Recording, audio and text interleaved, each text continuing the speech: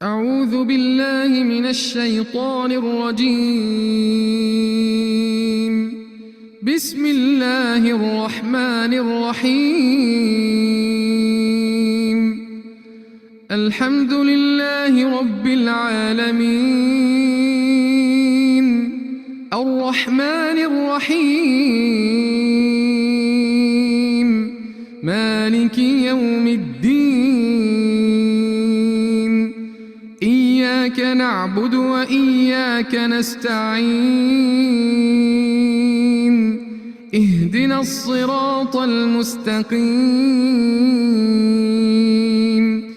صراط الذين أنعمت عليهم غير المغضوب عليهم ولا الضالين.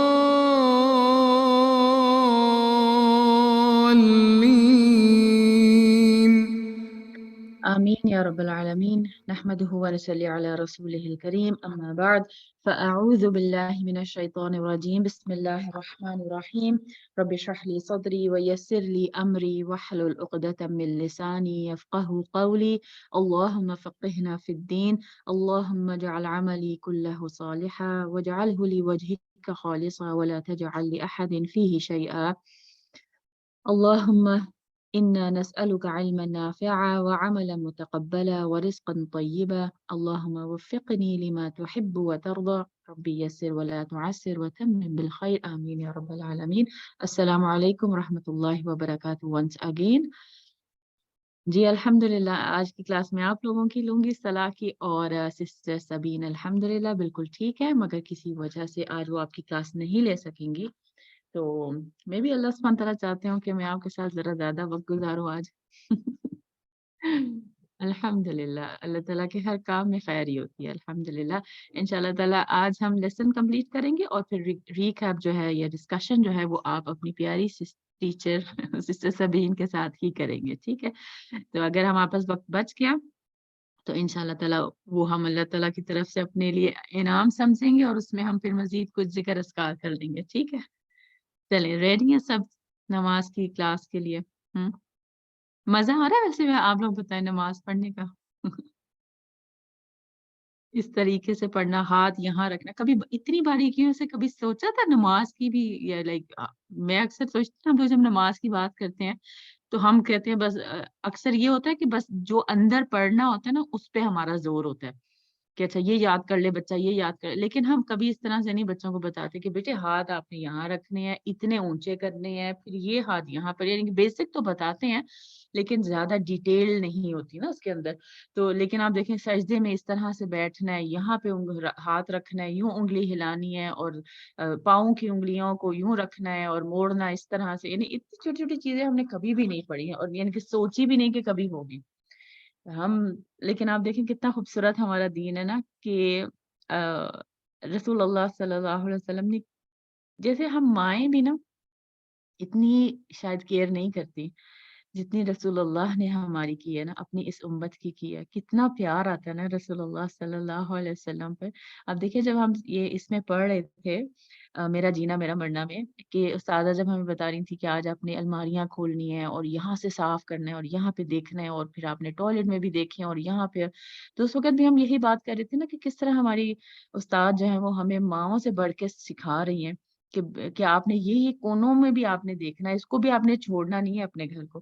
तो आप सोचिए रसूलुल्लाह ने किस तरह से बारीकियों में हमें हर चीज सिखाई है ना, कि हमारे हम कहीं पे कहीं यानी कि कोई हिस्सा रह ना जाए कि जिसकी वजह से हम जन्नत तक ना पहुंच सके। लाइक एक एक पॉइंट एक एक चीज को बिल्कुल क्लियर किया है। और फिर आप उस चीज को याद करें कि जब आखिरी खुतबे में उन्होंने कहा था, पूछा था कि क्या मैंने अपनी बात पहुंचा दी, तो साहबा कराम ने कहा था या रसूलल्लाह पहुंचा दी। तो सोचें आप इसको, इस तरह की जब हम पढ़ते हैं डिटेल तो फिर एहसास होता है कि वाकई रसूलुल्लाह सल्लल्लाहु अलैहि वसल्लम ने तो अपना काम बिल्कुल हक पे कर दिया, 100% कर दिया, उसमें कोई कमी बेशी नहीं रखी। तो अब हमारे ऊपर है कि अगर हम फिर भी वो काम करके जन्नत तक ना पहुंचे तो फिर किसकी गलती है? किसकी कमी है? सुभान अल्लाह। अल्लाह ताला हम सबको बचा के रखे और जिस मोहब्बत और खुलूस से रसूलुल्लाह ने हमें सिखाया है सब कुछ, अल्लाह ताला हमें तौफीक दे कि हम उसी तरह सीखने वाले भी बन जाएं हम। आमीन। چلیں انشاءاللہ تعالیٰ سٹارٹ کرتے ہیں آج کا لیسن. بسم اللہ.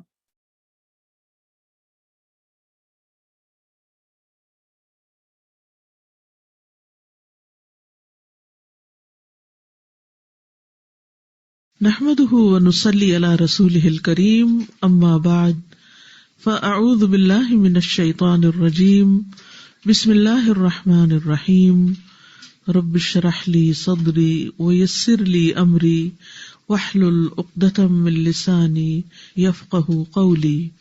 دو سجدوں کے درمیان بیٹھنا. ہم سجدے تک پہنچے تھے کہ سجدہ کس طرح کیا جاتا ہے، اور اب سجدے سے اٹھنا دوسرے سجدے پہ جانے سے پہلے اللہ اکبر کہہ کر سجدے سے اٹھنا چاہیے. حدیث میں آتا ہے پھر آپ صلی اللہ علیہ وسلم جب سجدے سے اپنا سر اٹھاتے تو تکبیر کہتے. سجدے سے چہرہ اٹھاتے ہوئے ساتھ ہی ہاتھ اٹھانا. ابن عمر رضی اللہ عنہما مرفوعاً بیان کرتے ہیں، مرفوعاً کا معنی ہوتا ہے نبی صلی اللہ علیہ وسلم سے روایت کر رہے ہیں، کہتے ہیں کہ جب تم میں سے کوئی سجدے میں زمین پر اپنا چہرہ رکھے تو اپنے ہاتھ بھی زمین پر رکھے، اور جب چہرہ اٹھائے تو انہیں بھی اٹھا لے. یعنی جب سجدے میں جائے تو ہاتھ رکھے، جب سجدے سے اٹھے تو ہاتھ واپس اٹھا لے. سمجھا؟ دو سجدوں کے درمیان سیدھا بیٹھنا، ایسے ٹیڑھے ہو کے نہیں بلکہ سیدھا، الا یہ کہ کوئی کمر میں تکلیف ہے یا کوئی معذوری ہے تو اور بات ہے. یعنی کچھ لوگ کوشش کے باوجود بھی سیدھے نہیں ہو سکتے، وہ الگ بات ہے. لیکن جو صحت مند ہیں، اچھے بھلے ہیں، ان کو واپس اپنی جگہ پر صحیح طور پر ٹک کر بیٹھنا چاہیے. رسول اللہ صلی اللہ علیہ وسلم جب سجدے سے اپنا سر اٹھاتے تو اس وقت تک دوسرا سجدہ نہ کرتے جب تک سیدھے نہ بیٹھ جاتے. یعنی ہر جوڑ اپنی جگہ پہ آ جائے، ٹک جائے انسان. دو سجدوں کے درمیان کمر سیدھی رکھنے کی اہمیت. نبی صلی اللہ علیہ وسلم نے فرمایا، اللہ بندے کی اس نماز کی طرف نہیں دیکھتا جس میں وہ اپنی پشت کو اپنے رکوع اور اپنے سجدے کے درمیان سیدھا نہیں کرتا. یعنی اگر ایک سجدہ کیا اور ابھی ٹکا ہی نہیں کہ دوسرا جا کیا تو یہ ناپسندیدہ نماز ہے، ناپسندیدہ طریقہ ہے. اللہ تعالیٰ ایسی نماز کی طرف دیکھتے بھی نہیں. دو سجدوں کے درمیان بیٹھنے کے طریقے کہ کیسے بیٹھا جائے. نمبر 1، بائیں ٹانگ پر بیٹھنا اور دائیں پاؤں کو کھڑا رکھنا. بائیں ٹانگ پہ بیٹھنا اور دائیں پاؤں کو کھڑا رکھنا. اس کی دلیل کیا ہے؟ آپ صلی اللہ علیہ وسلم اپنا بایاں پاؤں بچھا دیتے، پھر اس پر مطمئن ہو کر بیٹھ جاتے. عبداللہ بن عمر سے روایت ہے، انہوں نے فرمایا کہ نماز میں بیٹھنے کا طریقہ یہ ہے کہ تم دائیں پاؤں کو کھڑا کرو اور اس کی انگلیاں قبلہ رخ کرو اور بائیں پاؤں پر بیٹھ جاؤ. سنن نبی داؤد کی روایت ہے، اور جب تم سجدے سے اٹھو تو اپنی بائیں ران پر بیٹھ جاؤ. یعنی بائیں ٹانگی ہوئی، یعنی لیفٹ کو موڑ لینا ہے اور رائٹ کو کھڑا کرنا ہے. ٹھیک ہے؟ اور ٹانگ کے اوپر ہی بیٹھنا ہے، نیچے نہیں بیٹھنا زمین پہ. نمبر 2، ایڑیوں پر بیٹھنا، ہیلز پر بیٹھنا. اور آپ صلی اللہ علیہ وسلم کبھی کبھی اقعاء بھی کرتے تھے، یعنی ایڑیوں کو گاڑ کے پاؤں کے پنجوں پر بیٹھتے تھے. ابن عباس رضی اللہ عنہ کہتے ہیں کہ نماز میں سنت یہ ہے کہ تم دو سجدوں کے درمیان جلسے میں اپنی پیٹھ کو اپنی ایڑیوں پر رکھو. تو دو طریقے ہو گئے، ایک کیا ہوا کہ جس میں ایک پاؤں کھڑا کرنا ہے اور دوسرے پہ بیٹھنا ہے، اور دوسرا کیا کہ دونوں پاؤں کھڑے کر کے پیچھے ان کے اوپر بیٹھنا ہے. دو سجدوں کے درمیان اطمینان سے بیٹھنے کا وجوب، یہ لازم ہے بیٹھنا. صحیح بخاری کی روایت میں ہے، ثم اسجد حتی تطمئن ساجدا، پھر سجدہ کرو حتیٰ کہ پوری طرح اطمینان سے سجدہ کرو، پھر سر اٹھاؤ یہاں تک کہ اطمینان سے سیدھے بیٹھ جاؤ. اب دیکھیے کہ جن لوگوں کو انگزائٹی ہوتی ہے نا اور ہر کام میں جلدی مچاتے ہیں، اگر وہ نماز ٹھیک پڑھنے لگ جائے تو ان کو کام ہونا آ جائے، کیونکہ یہ اعتدال اور یہ رکنا اور یہ سکون سے پڑھنا اور اطمینان سے پڑھنا نماز کا حصہ ہے، رکن ہے نماز کا. اس طرح بیٹھنا کہ ہر ہڈی اپنی جگہ لوٹ آئے. آپ صلی اللہ علیہ وسلم مطمئن ہو کر بیٹھتے حتیٰ کہ ہر ہڈی اپنی جگہ پہ لوٹ آتی، یعنی ٹک جاتی. سنن نبی داؤدی کی روایت ہے، پھر آپ صلی اللہ علیہ وسلم اللہ اکبر کہہ کر اپنا سر اٹھاتے اور اپنا بایاں پاؤں موڑ کر اس پر بیٹھ جاتے.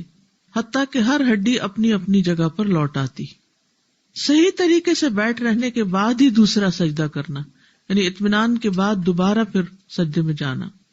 اور جب رکوع سے اپنا سر اٹھاتے تو اس وقت تک سجدہ نہ کرتے جب تک کہ صحیح طرح سے سیدھے کھڑے نہ ہو جاتے، اور جب سجدے سے اپنا سر اٹھاتے تو دوسرا سجدہ اس وقت تک نہ کرتے جب تک کہ درست انداز میں بیٹھ نہ جاتے.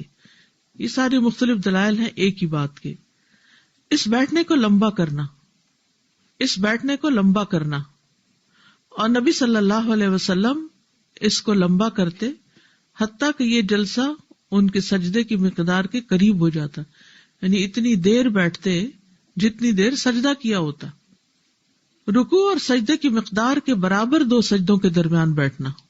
جب آپ صلی اللہ علیہ وسلم رکوع سے اپنا سر اٹھاتے تو اتنی دیر کھڑے رہتے کہ کہنے والا کہتا شاید آپ سجدہ کرنا بھول گئے، اور دونوں سجدوں کے درمیان بھی اتنی دیر بیٹھتے کہ کہنے والا کہتا شاید آپ دوسرا سجدہ بھول گئے ہیں. یعنی رکوع کے بعد بھی سکون سے کھڑے ہو کر دعائیں پڑھنا. کون سی دعا ہے؟ قوما کی دعائیں کیا ہے؟ ربنا ولک الحمد حمدا کثیرا طیبا مبارکا فیہ ملء السماوات وملء الارض وملء ما بینہما وملء ما شئت من شیء بعد، آخر تک. براء ابن عازب رضی اللہ عنہ سے روایت ہے، کہتے ہیں کہ نبی صلی اللہ علیہ وسلم کا سجدہ اور آپ کا رکوع اور آپ کے دونوں سجدوں کے درمیان بیٹھنے کی مقدار تقریباً برابر ہوتی. اس کو جلسہ کہتے ہیں. رکوع کے بعد کھڑے ہونے کو کیا کہتے ہیں؟ قوما. اور 2 سجدوں کے بیچ میں بیٹھنا جلسہ استراحت. اتنا لمبا جلسہ کرنا کہ بھول جانے کا شبہ ہو. انس رضی اللہ عنہ کہتے ہیں کہ رسول اللہ صلی اللہ علیہ وسلم جب سمع اللہ لمن حمدہ کہتے تو کھڑے ہو جاتے یہاں تک کہ ہم کہتے کہ آپ بھول گئے ہیں. آپ پھر سجدہ کرتے اور دونوں سجدوں کے درمیان اتنا بیٹھتے یہاں تک کہ ہم کہتے کہ آپ بھول گئے ہیں. ایک سجدے کے بعد دوسرا سجدہ کرنے میں جلدی نہ کرنا. عبد الرحمن بن شبل سے مروی ہے، کہتے ہیں کہ رسول اللہ صلی اللہ علیہ وسلم نے منع فرمایا کہ نماز میں کبے کی طرح ٹھونگے ماری جائیں. نماز میں کبے کی طرح ٹھونگے مارنے سے آپ نے منع کیا. اور ٹھونگے مارنے کا مطلب کیا ہے؟ جلدی جلدی پڑھنا، جلدی جلدی سجدے کرنا. 2 سجدوں کے درمیان کی دعا رب اغفر لی رب اغفر لی، اور اس کو جتنی دفعہ چاہیں پڑھیں. حذیفہ رضی اللہ عنہ سے روایت ہے کہ انہوں نے رسول اللہ صلی اللہ علیہ وسلم کو رات میں نماز پڑھتے ہوئے دیکھا. پھر آپ نے سجدے سے اپنا سر اٹھایا اور سجدوں کے درمیان بیٹھے اتنی دیر جتنی کہ سجدے میں لگائی. اس دوران میں کہتے رہے رب اغفر لی رب اغفر لی. آپ ذرا اس وقت جیسے بھی بیٹھے ہیں، چیئر پہ بیٹھے ہیں، نیچے بیٹھے ہیں، اپنے گھٹنے پہ ہاتھ رکھ کے دونوں کم از کم توجہ سے 7 دفعہ کہیں رب اغفر لی رب اغفر لی رب اغفر لی رب اغفر لی رب اغفر لی رب اغفر لی رب اغفر لی. کیسا فیل ہوتا ہے؟ کتنا ہلکا فیل ہوتا ہے. ایسا لگتا ہے بوجھ ہٹ گیا. بخشش کی دعا ہے نا. گناہ بوجھ ہے، دل پہ بوجھ ہے، انسان کے جسم پہ ایک طرح کا بوجھ ہے. انسان کے اندر وہ چستی، وہ قوت وہ محسوس نہیں ہوتی جب گناہوں کا احساس ہوتا ہے. تو نماز جو ہے وہ گناہوں کو معاف کرنے کا ذریعہ ہے، گناہ ختم کرنے کا اور ہماری زندگی کو بہتر بنانے کا. کیونکہ اگر نماز بہتر ہوگی تو ہر چیز بہتر ہو جائے گی. لیکن شرط کیا ہے اس میں؟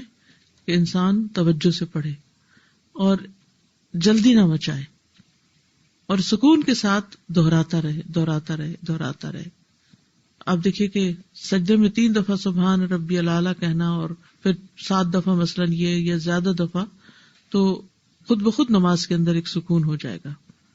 سازا ایسا فیل ہو رہا ہے کہ ابھی تک کیا کر رہے تھے، مطلب کبھی ٹھہرے تو نہیں بیچ میں 2 سجدوں کے درمیان، اور نہ ہی بس ایک بوجھ اتارنے والی بات کرتے ہیں کہ نماز کا وقت ہو گیا، ایک بوجھ سا محسوس ہو رہا ہے، جلدی سے اسے اتار دو.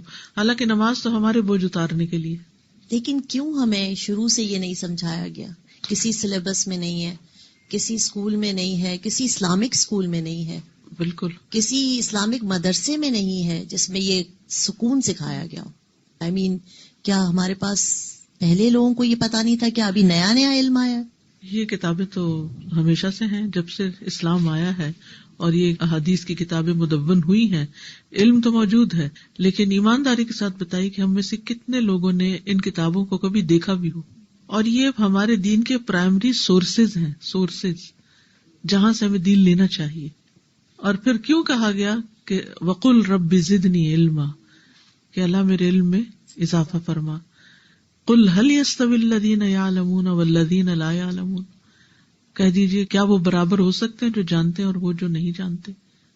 کیونکہ لوگوں کی نماز کی طرف ہی توجہ نہیں ہوتی، تو علماء بیچارے بھی کیا کریں کہ وہ صرف اتنی سی چیز چھوٹی سی سکھاتے ہیں کہ پڑھ تو لیں.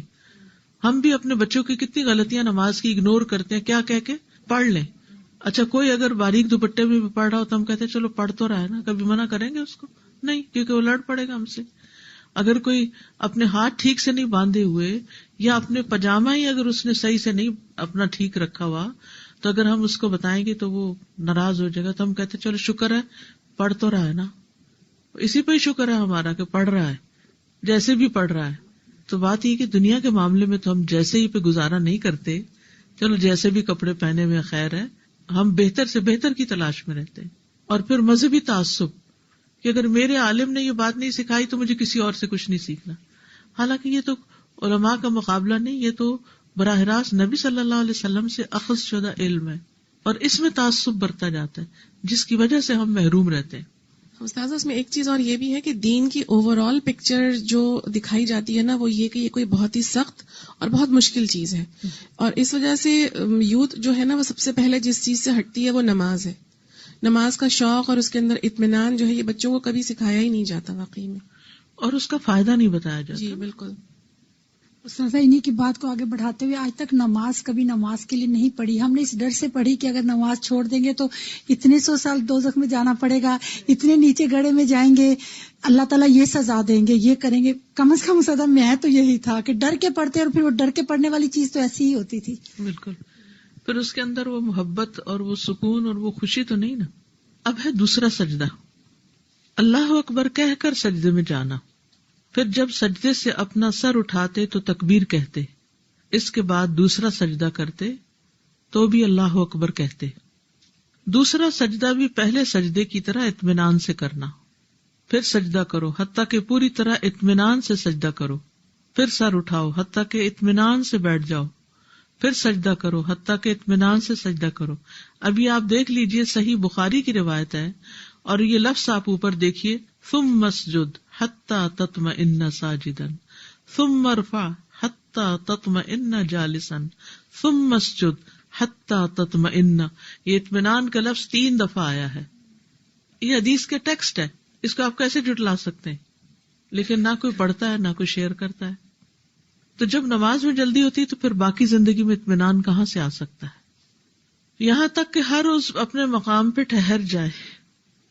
ثم سجد حتى اخذ كل عضو مأخذه. مأخذ ہوتا ہے کسی چیز کا اصل، یعنی بنیاد، اپنی اصل جگہ جا کے رک جائے، یعنی ہر ہڈی اپنے جوڑ میں بیٹھ جائے. پھر آپ سجدے میں جاتے یہاں تک کہ ہر عضو اپنے مقام پر آ جاتا. پھر آپ سر اٹھاتے یہاں تک کہ ہر عضو اپنے مقام پر ٹھہر جاتا. پھر آپ سجدے میں جاتے یہاں تک کہ ہر عضو اپنے مقام پر ٹھہر جاتا. ٹھہراؤ. عورت کے سجدے کی کیفیت. عورت اور مرد کی نماز کا فرق. اصل میں عورت سب دینی احکام میں مرد کی طرح ہی ہے، کیونکہ رسول اللہ صلی اللہ علیہ وسلم کا فرمان ہے، انما النساء شقائق الرجال. عورتیں مردوں کی شقائق ہیں. شقائق شقیق سے ہے، شقیق شقیقہ کہتے ہیں سگے بہن بھائی کو. جیسے بہن بھائیوں کے آپس میں حقوق برابر ہوتے ہیں، یعنی بہن بھائی ہونے کے ناطے، ایسے ہی انسان ہونے کے ناطے مرد اور عورتیں جو ہیں وہ ایک جیسے ہی ہیں، اور خصوصاً عبادات کے معاملے میں. لیکن اگر عورتوں کے متعلق کسی چیز میں خصوصیت کی دلیل مل جائے تو وہ اس میں مردوں سے مختلف ہوں گی. یعنی سب ایک ہی ہے سوائے اس کے کہ جہاں کوئی ایکسیپشنل چیز بتا دی جائے کہ ایسا نہیں ایسا کرنا ہے. مثلا نماز میں عورت اور مرد کا یہ فرق کہ عورت اپنے چہرے کے علاوہ باقی سب کچھ نماز میں چھپائے گی، یعنی سطر کا فرق ہے. مرد جو ہے اس کا سطر کم ہے، عورت کا زیادہ ہے نماز میں، کیونکہ رسول اللہ صلی اللہ علیہ وسلم کا فرمان ہے اللہ تعالیٰ نوجوان عورت کی نماز اوڑھنی کے بغیر قبول نہیں کرتا. نبی صلی اللہ علیہ وسلم کے حکم میں عمومیت ہے. عمومیت کا مطلب کیا ہے کہ جنرل ہے سب کے لیے، کیونکہ آپ نے فرمایا صلو کما رأیتمونی اصلی، تم نماز اس طرح ادا کرو جس طرح تم نے مجھے نماز ادا کرتے ہوئے دیکھا ہے. کیونکہ بعض لوگ یہ بھی کہتے ہیں یہ تو نبی صلی اللہ علیہ وسلم کے لیے خاص تھا. ٹھیک ہے، بہت لمبی نمازیں اور رات کا قیام ان کے لیے لازم تھا، ہمارے لیے نہیں، لیکن باقی نمازوں میں ان کی پیروی کرنی ہوگی ہمیں کہ وہ کیسے پڑھتے تھے. تو عورت کی نماز کی ہر حالت سجدے اور بیٹھنے میں مرد کی طرح ہی ہے، اور اس کے دلائل میں سب سے پہلی دلیل صلو کما رأیتمونی اصلی، اور یہ خطاب مردوں اور عورتوں سب کے لیے شامل ہے. علامہ البانی کہتے ہیں آپ صلی اللہ علیہ وسلم کی نماز کے طریقے میں جو کچھ بیان کیا گیا ہے اس میں مرد اور عورت برابر ہیں. سنت نبی میں کوئی بھی دلیل نہیں ملتی جو یہ تقاضا کرتی ہو کہ ان میں سے کچھ میں عورتیں مستثنیٰ ہیں، بلکہ رسول اللہ صلی اللہ علیہ وسلم کا عمومی فرمان ہے کہ تم نماز اس طرح ادا کرو جس طرح تم نے مجھے نماز ادا کرتے دیکھا ہے. ام درداء کی نماز.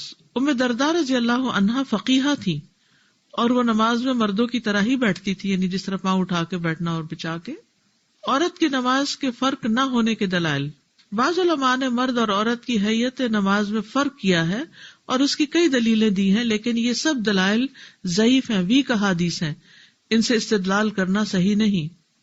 سوال یہ پیدا ہوتا ہے کیا سمٹ کر سجدہ کرنا پردے کے زیادہ لائق ہے؟ بعض فقہا کا قول ہے عورت کشادہ نہ ہو بلکہ اپنے آپ کو سمیٹ کر رکھے، اور جب سجدہ کرے تو اپنا پیٹ اپنی رانوں کے ساتھ اور اپنی رانیں اپنی پنڈلیوں کے ساتھ لگائے، بالکل گٹھڑی بن جائے، کیونکہ عورت کے لیے سطر لازمی ہے اور اس کے لیے اپنا آپ سمیٹ کر رکھنا کشادہ ہونے سے زیادہ سطر کا باعث ہے. شیخ ابن عثیمین اس کا رد کرتے ہوئے کہتے ہیں، اس کا جواب دیتے ہیں، نمبر 1 عورت احکام میں مرد کی مثل ہے، اور یہ پیچھے ہم پڑھ چکے ہیں کہ سب کے لیے ہے، نماز ایسے پڑھو جیسے مجھے دیکھتے ہو پڑھتے ہوئے. نمبر 2 پردے والی علت انفرادی نماز میں ختم ہو جاتی ہے، یعنی جب اکیلی ہوتی ہے گھر پہ جیسے اکیلی ہے تو مرد تو مسجد نماز پڑھنے چلے جائیں گے، اور ویسے بھی یہ ہے کہ اگر مرد ہو بھی تو عورت جب پورا اپنے آپ کو ڈھانک کے نماز پڑھ رہی ہے تو کپڑے کے اندر سے تو نظر نہیں آ رہی، صرف اونچا نیچا ہونے سے تو کوئی بے پردگی نہیں ہو رہی. اب اگر آپ یہ کہیں کہ نہیں اس کو نیچے نہیں جھکنا چاہیے اس طرح، تو آپ دیکھیں گھر میں بچوں کو ہر وقت نیچے اٹھانے کے لیے نہیں جھکتی عورت، چیزیں رکھنے کے لیے اٹھانے کے لیے ہر حال میں وہ جھک رہی ہے. اس کے مطلب پیٹھ کا اگر کہیں کہ بھی پیٹھ نظر آنے لگتی ہے جب اونچی ہو کے نماز پڑھتی ہے، اور نیچی ہوتی ہے تو کم نظر آتی ہے. اصل میں نظر تو آتی ہے، اوپر کرے یا نیچے کرے بات تو ایک ہے، کوئی ننگی تو نہیں پڑ رہی ہوتی، کپڑوں کے اوپر پھر مزید اوڑھنی یا لمبی چادر پہنی ہوئی ہوتی ہے تو وہ اس طرح ننگی نہیں ہو رہی ہوتی. لیکن اگر یہ کہے کہ مرد ہے تو اگر کہیں سڑک وغیرہ پہ پڑ رہی ہے تو ٹھیک ہے، تھوڑی سی سمٹ جائے ایک طرف کو، لیکن اگر وہ گھر میں پڑ رہی ہے تو پھر تو ایسی کوئی مشکل نہیں ہے. اور گھر میں کون ہے؟ اس کا باپ، بیٹا، بھائی، اپنے محرم ہی رشتے دار ہوں گے، اور اگر گھر میں نامحرم ہے تو اپنے بیڈ روم میں پڑھ لیں. عورت کی نماز کے فرق والی روایات کا ذوف. امام بہقی کہتے ہیں اس مسئلے میں 2 ضعیف حدیثیں مروی ہیں. اس طرح کی احادیث قابل حجت نہیں، وہ احادیث درج ذیل ہیں. پہلی حدیث ابو سعید خدری کی ہے کہ رسول اللہ صلی اللہ علیہ وسلم مردوں کو اپنے سجدوں میں کشادگی اور کھل کر سجدہ کرنے کا حکم دیتے اور عورتوں کو حکم دیتے کہ وہ اپنے سجدوں میں نیچی ہوا کریں، اور تشہد میں مردوں کو بایاں پاؤں بچھانے اور دایاں کھڑا کرنے اور عورتوں کو 4 زانوں ہو کر بیٹھنے. 4 زان ہوتا ہے پلتھی مار کے بیٹھنا، پلتھی سمجھتے ہیں، کراس لیگز. جی اب اس حدیث میں کراس لیگز بیٹھنے کا حکم ہے تو کیا عورتیں کراس لیگز ہو کے بیٹھتی ہیں؟ نہیں، یہ حدیث ہی ضعیف ہے. ٹھیک ہے، اور حدیث بیان کرنے کے بعد امام بہقی رحمہ اللہ کہتے ہیں یہ حدیث منکر ہے، یعنی اس پر عمل نہیں کیا جائے گا. عورت ہو مرد ہو سب کو دوسری طرح ہی نماز پڑھنی، ایک ہی طرح پڑھنی ہے. اسی طرح عبداللہ بن عمر سے ایک اور روایت سنن البہقی کبریٰ میں ہے، جب عورت نماز میں بیٹھے تو اپنی ایک ران دوسری پر رکھے، اور جب سجدہ کرے تو اپنا پیٹ اپنی دونوں رانوں سے لگائے، تو یہ اس کے لیے زیادہ ستر کا باعث ہے. اور اللہ تعالیٰ اس کی طرف دیکھتا ہے تو فرماتا ہے میرے فرشتوں میں تمہیں گواہ بنا کے کہتا ہوں میں نے اس عورت کو بخش دیا. ابن حجر کہتے ہیں یہ حدیث ضعیف ہے کیونکہ یہ ابو مطیع البلخی کی روایت ہے. ابن حجر کہتے ہیں کہ ابن معین کا کہنا ہے لیسا بشیء، کہ اس بندے کا کوئی اعتبار نہیں، اور امام بخاری کہتے ہیں کہ ضعیف ہے اور صاحب الرائے ہے، یعنی اپنی رائے کو اس نے حدیث بنا دیا ہے، اور امام نسائی کہتے ہیں کہ ضعیف ہے۔ ایک اور حدیث بیان کی جاتی ہے، یزید بن ابی حبیب بیان کرتے ہیں کہ رسول اللہ صلی اللہ علیہ وسلم نماز پڑھنے والی دو عورتوں کے پاس سے گزرے تو فرمانے لگے، جب تم سجدہ کرو تو اپنا گوشت زمین کے ساتھ ملا لینا، کیونکہ اس میں عورت مرد کی طرح نہیں۔ یہ حدیث مرسل ہے، مرسل میں صحابی نہیں ہوتا، تابعی جو ہے وہ رسول اللہ صلی اللہ علیہ وسلم سے ڈائریکٹ بات کر رہا ہوتا ہے، اور یہ بھی ضعیف کی ایک قسم ہے۔ اسی طرح کچھ آثار رہتے، مختلف اقوال بیان کیے جاتے ہیں، تو اقوال تو دونوں طرف کے ہیں، یعنی کچھ لوگ کہتے ہیں کہ سمٹ کے پڑھے اور کچھ کہتے ہیں کہ مردوں کی طرح ہی پڑھے۔ تو ایسے میں راجح قول یہی ہے، افضل بات یہی ہے کہ عورت بھی ہر چیز اسی طرح کرے گی جس طرح مرد کرتا ہے، اونچی ہو کر کشادہ ہو کے نماز ادا کرے گی، رکوع کی حالت میں اپنی کمر کو پھیلا کر سیدھا کرے گی، یعنی ایسے کب کر کے نہیں بلکہ اسٹریٹ کرے گی، سجدے کی حالت میں اپنا پیٹ رانوں سے اٹھا کر رکھے گی اور اپنی رانیں پنڈلیوں سے دور رکھے گی، اور 2 سجدوں کے درمیان اور تشہد اولا میں پاؤں بچھا کے بیٹھے گی، اور 3 رکعت اور 4 رکعت والی نماز کے آخری تشہد میں تورک کرے گی۔ تورک آگے آ رہا ہے انشاءاللہ تعالی۔ ان اشیاء میں عورت کچھ بھی مستثنی نہیں۔ اس میں آپ دیکھیے کہ ایک کتاب ہے اردو میں لکھی، عورت اور مرد کے طریقہ نماز میں فرق نہیں ہے، لائبریری میں کتاب موجود ہے، جس کو مزید دیکھنا ہو اس میں اور ساری ڈسکشنز اور بحثیں وغیرہ موجود ہیں۔ بک سٹور میں فل سیل بھی اویلیبل ہے، جس کو خریدنی ہو لے سکتے ہیں۔ اسی طرح بک سٹور میں جیسے وضو کا طریقہ ہے، کچھ احادیث بھی موجود ہیں جو آپ کو میں نے سنائی تھی، اور اس کے بعد جتنا بھی طریقہ ہے یہ اس کے تھوڑے سے وہ بنائے ہوئے بھی ہیں اسکیچز، اور ایک ایک سٹیپ دہرانے کے لیے ہینڈی ہے، بار بار پڑھتے رہیں تاکہ اپنے آپ کو چیک کریں، اور اوروں کو بھی آپ بانٹ سکتے ہیں۔ مثلا کئی گیدرنگز ہوتی ہیں نا، تو اس میں آپ بیٹھ کر لوگوں کو پڑھ کے بھی سنا سکتے ہیں، ویکینڈ پہ تو خاص طور پر۔ اسی طرح تیمم کا طریقہ ہے، اس میں بھی آپ دیکھیے کہ اسکیچ بنے ہوئے اندر، اور تیمم کا پورا طریقہ دونوں طرف اردو اور انگلش دونوں میں لکھا ہوا ہے۔ تو یہ دعویٰ کے لیے اور دوسروں تک میسج پہنچانے کے لیے اچھے طریقے۔ اور جو آپ پڑھ رہے ہیں اذکار الصلاۃ، انگلش میں بھی یہ موجود ہے، جس کو اردو میں نہ سمجھ آئے۔ باجماعت نماز اور نماز فجر کے لیے کیسے بیدار، اس کا طریقہ۔ استاذہ، جو عورت اور مرد کے درمیان نماز کا فرق ہے نا، اس میں بعض اوقات لوگ بہت ایکسٹریم پہ چلے جاتے ہیں۔ ان کو سٹارٹ میں کیسے مطمئن کیا جائے؟ جیسے پڑھتے ہیں تو مطلب بہت کرٹیسائز ہوتا ہے، تو سٹارٹ میں جس کو کچھ بھی نہیں پتا کہ مطلب ضعیف کیا ہوتی ہے حدیث، مرسل کیا ہے، تو اس کو تھوڑا سا مطلب کیسے اس کو انداز ایسا ہمارا بس دھیمے انداز میں کہیں کہ میں نے علم حاصل کیا ہے اور اطمینان کے ساتھ کیا ہے اور اس کو میں فالو کر رہی ہوں۔ بس بحث کرنے کی کسی سے بھی ضرورت نہیں ہے، کیونکہ جتنی بحث کریں گے اتنی بدمزگی پھیلے گی، اور بحث سے کوئی شخص قبول بھی کم ہی کوئی بات کرتا ہے۔ لوگ اگر کرٹیسائز کریں گے 2 دفعہ 4 دفعہ 10 دفعہ، پھر ساری زندگی کرتے رہیں گے، کرتے رہیں، کیا فرق پڑتا ہے؟ کیوں ڈرتے ہیں ہم تنقید سے؟ بہادر ہونا تھوڑے سے۔ وہ جو دعا ہے نماز کے بعد کی، اللہم انی اعوذ بک من الہم والحزن والعجز والکسل والجبن۔ جبن کیا ہوتا ہے؟ بزدلی۔ دین کے معاملے میں بزدل ہو جاتے ہیں آپ۔ میں نہیں کہتے کہ آپ لڑائیاں شروع کر دیں اور جھگڑے پیدا کر دیں، لیکن آپ اپنی اطمینان سے نماز پڑھیں۔ اگر کوئی کچھ کہتا ہے، اگر واقعی کوئی کچھ پوچھنا چاہتا ہے تو آپ کہیں میں نے صلاۃ کورس کیا اور اس میں نے پڑھا ہے یہ سب۔ اور اگر کوئی پوچھنا نہیں چاہتا، صرف تنقید کرنا چاہتا ہے، تو بس سن کے مسکرا دیں، بات ختم ہو جائے گی۔ السلام علیکم مسادہ، کل ڈنر تھا تو ہم ادھر گئے ہوئے تھے، تو جب میزبان نے کہا کہ آپ کچھ بتائیں، آپ کورس کر رہی ہیں، تو میں نے یہی بات کی۔ تو جتنے بھی لوگ بیٹھے ہوئے تھے انہوں نے کہا یہ کیا نئی باتیں ہیں، یہ تو نئی باتیں ہم نے پہلے کبھی نہیں سنی، ہم اتنے سالوں سے پڑھ رہے ہیں، ہمارے ماں باپ پڑھ رہے ہیں۔ تو مطلب یہ ہے کہ ان کو 2 ایک کے سوا سب نے وہ بالکل ہی وہ ہو گئے، ایک طرف ہو کر بیٹھ گئیں۔ تو چلیے پہلی دفعہ کوئی بھی چیز کھاتے ہیں یا سنتے ہیں تو وہ ذرا عجیب ہی لگتی ہے، تو خیر ہے، دوسری دفعہ کہیں سے سنیں گے تو ان کو سمجھ آ جائے گی کہ وہ آپ نے بھی بتایا تھا، اب یہ تو دوسرا بندہ مل گیا ہمیں یہی کرنے والا۔ اور دوسری بات یہ کہ کتنی چیزیں ہیں بتانے والی، آپ صرف اختلافی بات کو ہی کیوں بتاتے ہیں؟ یعنی نماز میں سطر کی بات ہے، صحیح وضو کی بات ہے، پھر خشوع و خضوع کی بات ہے، بے شمار چیزیں ہیں۔ وہ بھی بتائیے اور اس کے ساتھ یہ بھی بتائیے، نہ کہ صرف وہ پوائنٹس ہائی لائٹ کریں جو عام اختلافی باتیں ہیں۔ میں اکثر اس طرح سے بات شروع کرتی ہوں کہ الحمدللہ ہم لوگ جو نماز ہے وہ اپنے لیے نہیں پڑھ رہے، ہم صرف اللہ تعالیٰ کے لیے پڑھ رہے ہیں، اور جیسے اللہ تعالیٰ نے کہا ہے تو ہمیں چاہیے کہ ہم ویسے ہی پڑھیں، اور اگر ہمیں کچھ نہیں نالج تو پھر ان کو اس طرح سے کہتی ہوں کہ مجھے ایک اوتھینٹک طریقے سے پتہ چلا، تو اگر آپ لوگوں کے ساتھ شیئر کرنا چاہوں تو ایسے لوگ بہت غور سے سنتے ہیں، کیونکہ جب ان کو یہ بتایا جائے نا کہ یہ ایکسیپٹیبل ہی نہیں ہے اگر ہم اس طریقے سے نہیں پڑھے، تو اس پہ کافی دفعہ مجھے فائدہ ہوا بتانے سے اس طرح سے الحمدللہ۔ اور نماز نبی کتاب ہے، اس میں اکثر یہ دلائل اس کے موجود ہیں جو باتیں میں آپ کو بتا رہی ہوں، کچھ چیزیں نئی ایڈ کی ہیں اس میں، لیکن اس میں بھی کافی چیزیں مل جائیں گی آپ کو۔ مجھے فضو کے بارے میں ایک بات کرنی تھی۔ کل ہی میری بیٹی مدرسے جاتی ہے، 6 سال کی ہے، اس نے آگے بتایا کہ وہاں پہ ان کو کہہ رہے 1 دفعہ مطلب پانی سے وضو کرنا ہے، 1 دفعہ ہو جاتا ہے۔ جی ہاں جی، جیسے پانی کم ہے یا سردی ہے یا ٹھنڈا پانی ہے تو 1 دفعہ سے بھی ہو جاتا ہے، لیکن 3 دفعہ کرنا مسنون ہے۔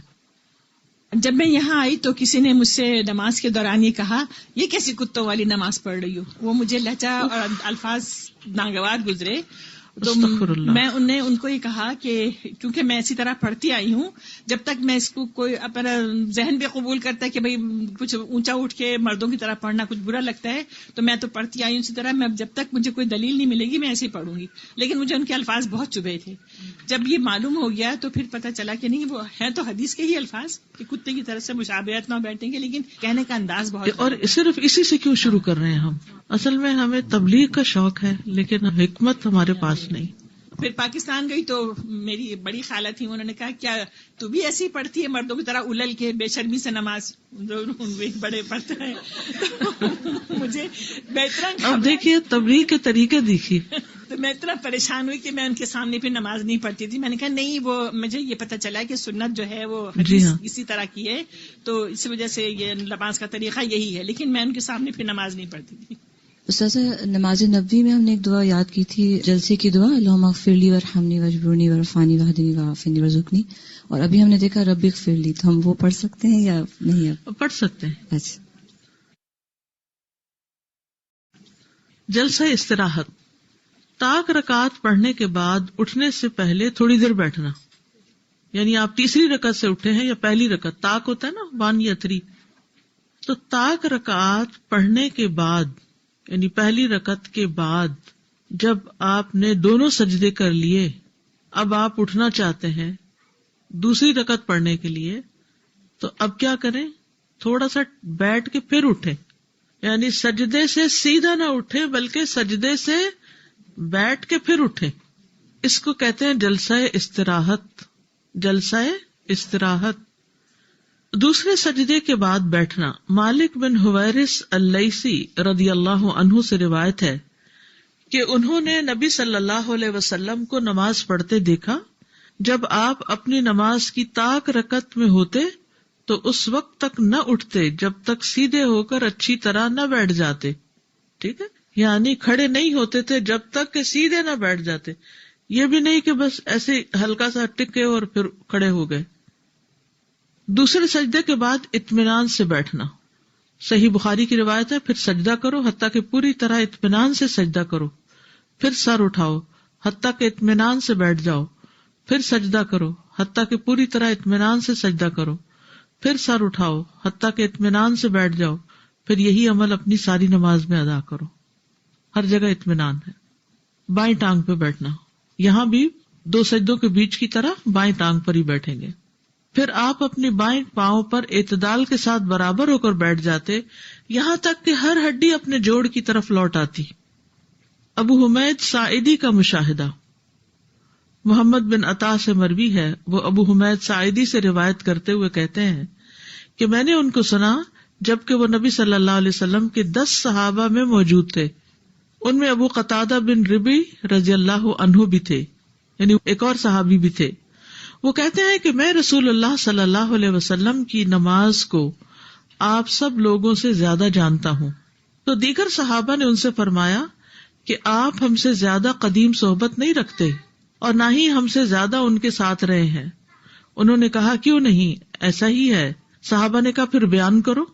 انہوں نے بتایا کہ آپ صلی اللہ علیہ وسلم جب نماز کے لیے کھڑے ہوتے تو سیدھے کھڑے ہو جاتے، پھر جب دوسرا سجدہ کرتے تو اللہ اکبر کہتے، پھر اپنا بایاں پاؤں موڑ کر اس پر بیٹھ جاتے اور اس طرح اعتدال کے ساتھ بیٹھتے. یہ جو بیچ میں 3 ڈاٹ لگے ہوئے نا، حدیث طویل ہے، پوری حدیث نہیں یہاں لکھی، صرف ریلیونٹ حصہ ریڈ کلر میں آپ کو نظر آ رہا ہے. اور اس طرح اعتدال کے ساتھ بیٹھتے کہ ہر ہڈی اپنی اپنی جگہ قائم ہو جاتی. پھر کھڑے ہو کر دوسری رکعت میں بھی اسی طرح کرتے تھے. یعنی پہلی رکعت اور تیسری رکعت میں کیسے اٹھنا ہے، کیونکہ دوسری رکعت کے بعد تو اتحیات پڑھیں گے نا، تو وہ تو خود ہی بیٹھ جائیں گے. نمبر 8، دوسری رکعت کے لیے اٹھنا، زمین پر ٹیک لگا کے اٹھنا، یعنی ریسٹنگ پوزیشن میں اٹھنا. آپ صلی اللہ علیہ وسلم دوسری رکعت کے لیے جب اٹھتے تو زمین پر سہارا لے کر اٹھتے تھے، زمین پر سہارا لے کر اٹھتے تھے. ابو قلابہ سے روایت ہے، انہوں نے کہا ایک مرتبہ مالک بن حویرث رضی اللہ عنہ ہمارے پاس آئے اور ہماری اس مسجد میں ہمیں نماز پڑھائی. نیز فرمایا کہ میں تمہیں نماز پڑھاتا ہوں، میرا نماز پڑھنے کا ارادہ نہیں، لیکن میں تمہیں دکھانا چاہتا ہوں، یعنی وہ نماز کا وقت نہیں ہوگا تو ڈیمو کرنا چاہتا ہوں کہ میں نے نبی صلی اللہ علیہ وسلم کو کس طرح نماز پڑھتے ہوئے دیکھا ہے. راوی حدیث ایوب کہتے ہیں کہ میں نے ابو قلابہ سے کہا تو پھر مالک بن حویرث رضی اللہ عنہ کی نماز کیسی تھی؟ انہوں نے فرمایا ہمارے اس شیخ یعنی عمر ابن سلمہ کی نماز کی طرح. ایوب کہتے ہیں وہ شیخ پوری طرح اللہ اکبر کہتے اور جب اپنا سر دوسرے سجدے سے اٹھاتے تو بیٹھ جاتے اور زمین پر ٹیک لگاتے پھر اٹھتے تھے. تو یہ طریقہ ہے زمین پہ ٹیک لگا کے اٹھنے کا، ہاتھوں کا سہارا لے کے اٹھنا.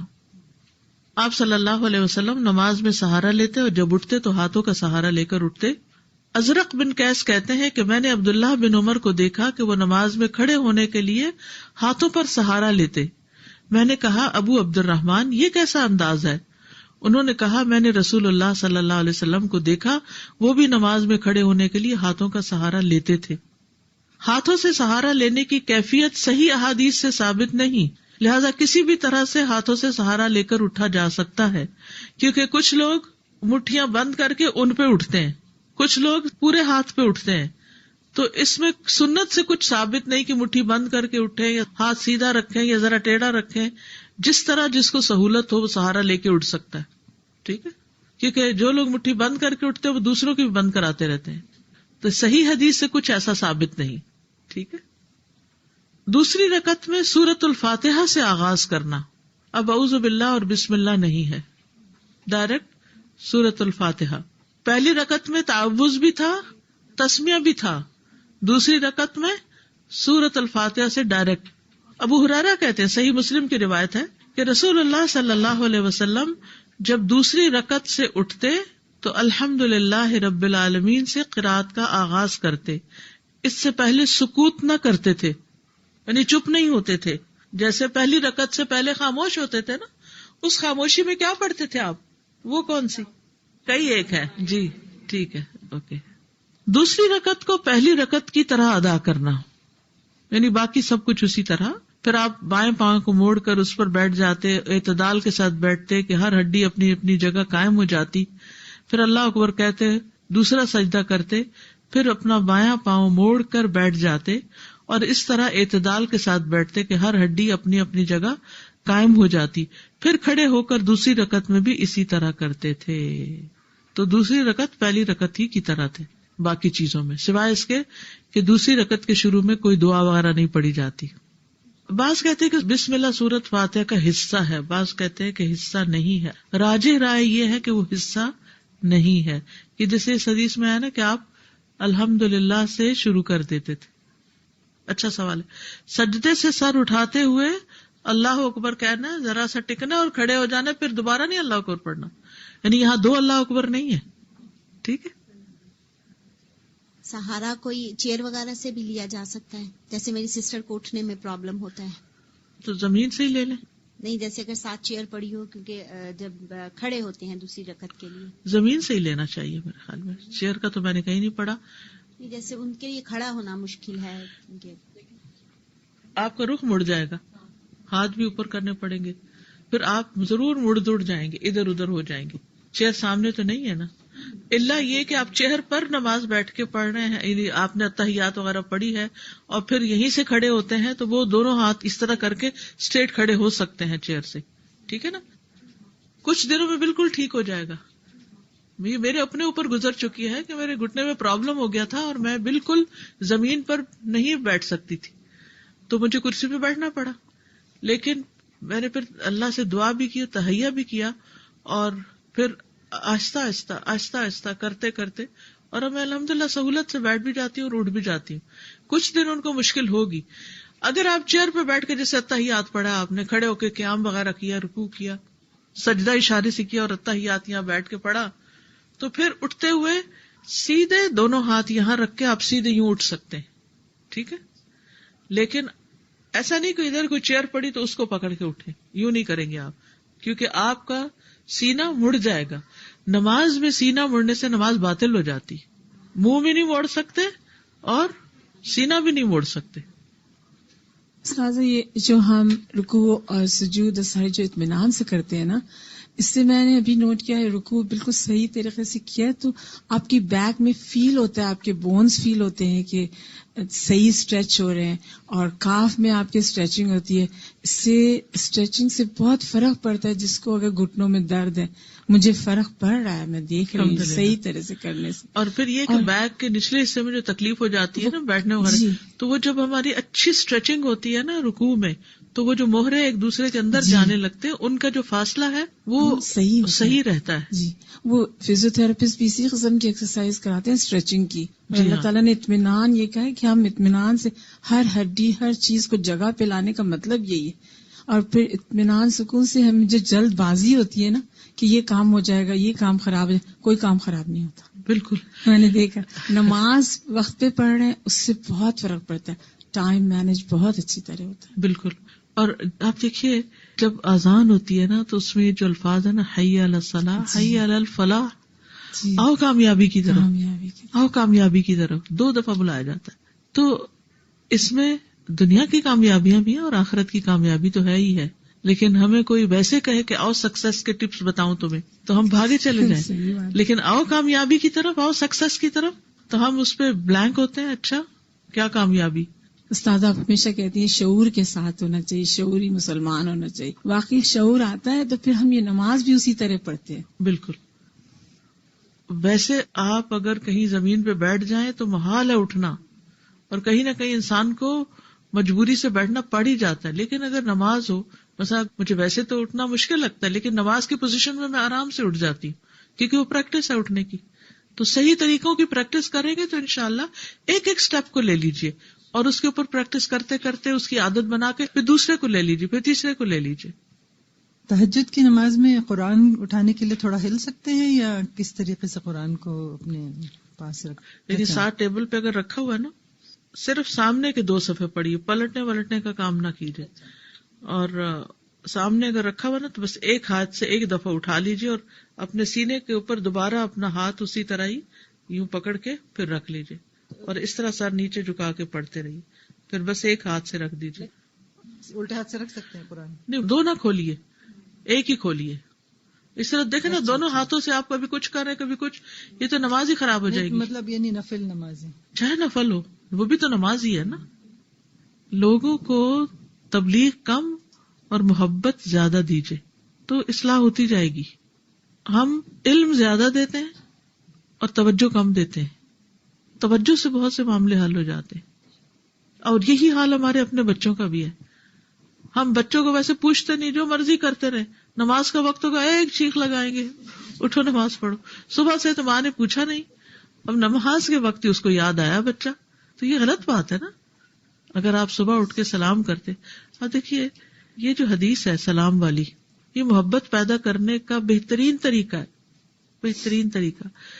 کیونکہ نبی صلی اللہ علیہ وسلم نے یہ بات قسم کھا کے فرمائی، قسم اس ذات کی جس کے قبضے میں میری جان ہے، تم مسلمان نہیں ہو سکتے، مومن نہیں ہو سکتے جب تک تم ایک دوسرے سے محبت نہ کرو. اور کیا میں تمہیں وہ طریقہ نہ بتا دوں کہ اگر تم کرنے لگو تو تمہاری محبت پیدا ہو جائے گی. افشوا السلام بینکم، آپس میں سلام کو رواج دو. ویسے ہسبینڈ وائف میں صبح اٹھے، اٹھتے ہی جو بھی پہلے اٹھا ہے دوسرے کو اٹھانے لگا، پہلے سلام کرے.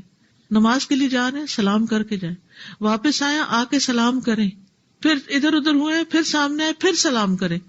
گھر سے نکلنے تک اگر 10 دفعہ کم سے کم سلام ہو چکا ہے تو کیسے تعلق نہیں قائم ہوگا؟ تعلق بھی قائم ہوگا، محبت بھی پیدا ہوگی، کیونکہ یہ نسخہ تو کبھی غلط ہو ہی نہیں سکتا، کیونکہ نبی صلی اللہ علیہ وسلم کا بتایا ہوا. ہم غلط ہو سکتے ہیں، ہمارا طریقہ غلط ہو سکتا ہے، لیکن یہ نسخہ غلط نہیں ہو سکتا. مگر ہم گھر والوں کو فار گرانٹیڈ لیتے ہیں، ہم کہتے ہیں ان کو کیا سلام کرنا، ہمارے ویسے بھی زیادہ سلام کا رواج نہیں ہے.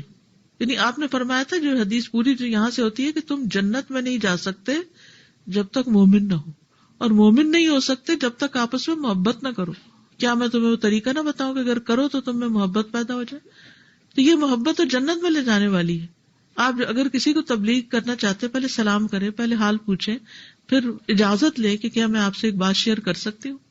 حضرت موسیٰ علیہ السلام نے اجازت لی تھی پوچھنے کے لیے بھی، کیا میں آپ کا پیچھا کروں، آپ کے ساتھ چلوں، آپ مجھے کچھ سکھائیں گے؟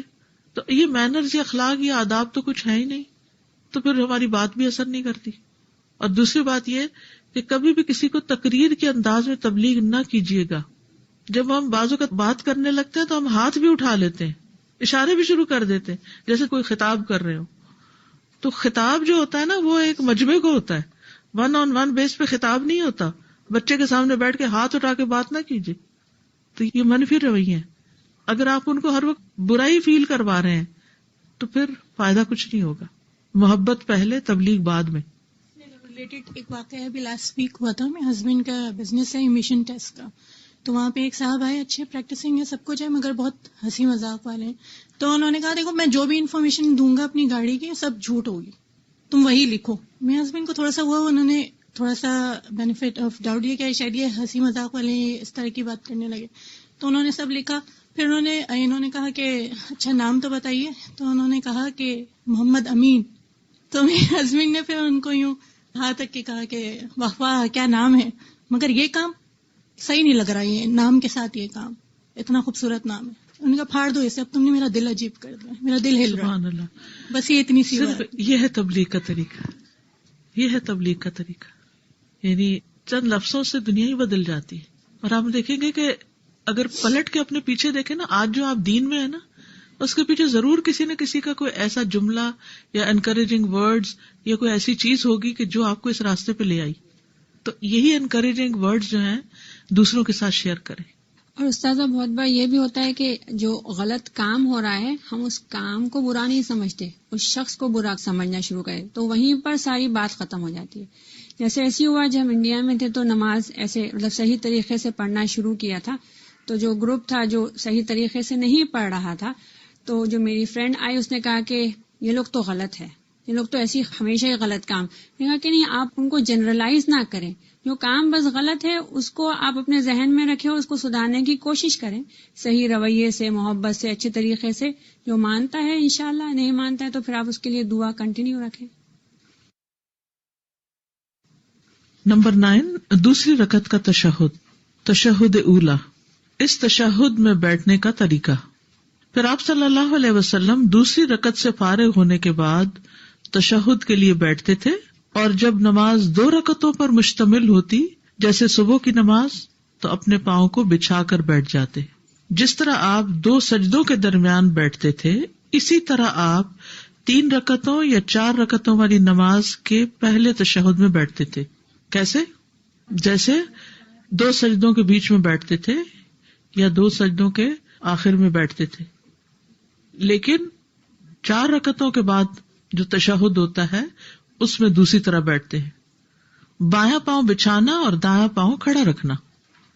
اور جب 2 رکعتوں میں بیٹھتے تو بایاں پاؤں بچھا کر بیٹھتے اور دایاں پاؤں کھڑا رکھتے، یعنی التحیات میں. صحیح بخاری کی روایت ہے، عبداللہ بن عبداللہ سے روایت ہے، انہوں نے کہا میں نے اپنے والد عبداللہ بن عمر رضی اللہ عنہما کو دیکھا، وہ نماز میں 4 زانوں بیٹھتے تھے، یعنی جو بوڑھے ہو گئے ہوں گے اور مشکل ہوگی کوئی عذر کی وجہ سے تو پلتھی مار کے بیٹھتے تھے.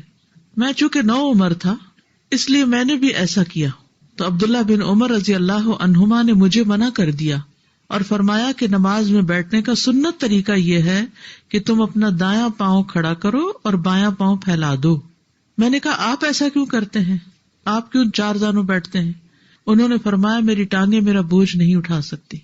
تو جتنے بھی ایجڈ لوگ ہیں جو اس بات کو اچھی طرح سمجھ رہے ہوں گے کہ ایک وقت آتا ہے کہ اوپر والے جسم کا بوجھ نیچے والے پاؤں کھڑے ہونے میں بھی نہیں اٹھا پاتے، چلنے میں بھی مشکل ہوتی ہے، اور نماز میں ان کے اوپر بیٹھنا بھی مشکل ہوتا ہے، بیٹھ نہیں پاتا انسان.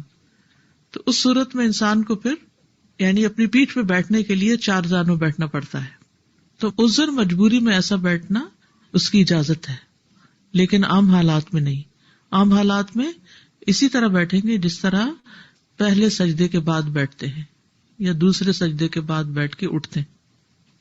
بائیں پاؤں کے تلبے پر بیٹھنا، اور جب 2 رکعتوں کے بعد بیٹھتے تو اپنے بائیں پاؤں کے تلبے پر بیٹھتے اور دائیں کو کھڑا کر لیتے.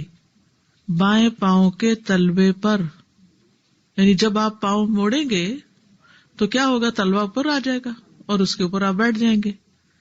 دایاں ہاتھ دائیں ران پر، بایاں ہاتھ بائیں ران پر. ٹھیک ہے، کہاں یعنی گھٹنوں کو نہیں پکڑنا بلکہ آپ نے ذرا سا اس سے اوپر رہنا ہے، ران پہ رکھنا ہے ہاتھ. عامر بن عبداللہ بن زبیر اپنے والد سے روایت کرتے ہیں کہ رسول اللہ صلی اللہ علیہ وسلم جب تشہد میں بیٹھتے تو اپنا دایاں ہاتھ اپنی دائیں ران پر اور اپنا بایاں ہاتھ اپنی بائیں ران پر رکھ لیتے، شہادت والی انگلی سے اشارہ کرتے اور اپنی نگاہیں اپنے اس اشارے سے آگے نہیں جانے دیتے تھے.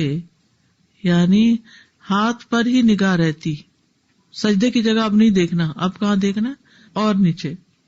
یا پھر ہاتھ گھٹنے پر رکھنا. ابن عمر سے روایت ہے کہ نبی صلی اللہ علیہ وسلم جب نماز میں بیٹھتے تو اپنے دونوں ہاتھ اپنے دونوں گھٹنوں پر رکھ لیتے، یعنی ذرا آگے یا ذرا پیچھے، دونوں طرح اجازت ہے. دائیں کوہنی کو دائیں ران سے بلند رکھنا، اور آپ صلی اللہ علیہ وسلم اپنا بایاں ہاتھ اپنی بائیں ران پر رکھا اور دائیں ہاتھ کی کوہنی کو دائیں ران سے علیحدہ اور اونچا رکھا، ذرا سا یوں، ٹھیک ہے، اٹھا کے ذرا سا، اکڑانے کی ضرورت نہیں، ذرا سا بس ایسے اوپر اٹھا لی. اطمینان کو ملحوظ رکھتے ہوئے بیٹھنا. آپ صلی اللہ علیہ وسلم نے فرمایا جب تم نماز کے دوران میں بیٹھو تو اطمینان سے بیٹھو اور اپنی بائیں ران بچھا لو، پھر تشہد پڑھو. اس تشہد کے نہ پڑھنے پر سجدہ سہو کرنا، یعنی اگر بیچ والا کوئی تشہد بھول جائے تو اس پر سجدہ سہو ہوگا. اور آپ صلی اللہ علیہ وسلم جب پہلی 2 رکعتوں کے بعد تشہد میں بیٹھنا بھول جاتے اور کھڑے ہو جاتے تو پھر دوبارہ نیچے جا کے نہیں بیٹھتے تھے، بلکہ آخر میں سجدہ سہو کر لیتے، تو اس کے لیے سجدہ سہو کرتے. عبداللہ بن بحینہ جو قبیلہ ازد شنوءہ سے ہیں اور بنو عبد مناف کے حلیف اور نبی صلی اللہ علیہ وسلم کے اصحاب میں سے تھے، ان سے روایت ہے کہ نبی صلی اللہ علیہ وسلم نے ایک دن انہیں ظہر کی نماز پڑھائی اور پہلی 2 رکعتوں کے بعد بیٹھنے کی بجائے کھڑے ہو گئے، یعنی تیسری کے لیے کھڑے ہو گئے، لوگ بھی آپ کے ساتھ کھڑے ہو گئے.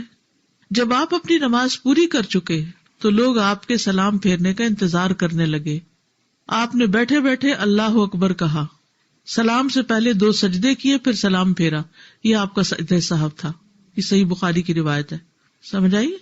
یعنی سلام پھیرنے سے پہلے اللہ اکبر کہہ کے 2 سجدے کیے اور پھر اس کے بعد سلام پھیر دیا. ممنوع طریقے یعنی تشہد میں کس طرح نہیں بیٹھنا چاہیے.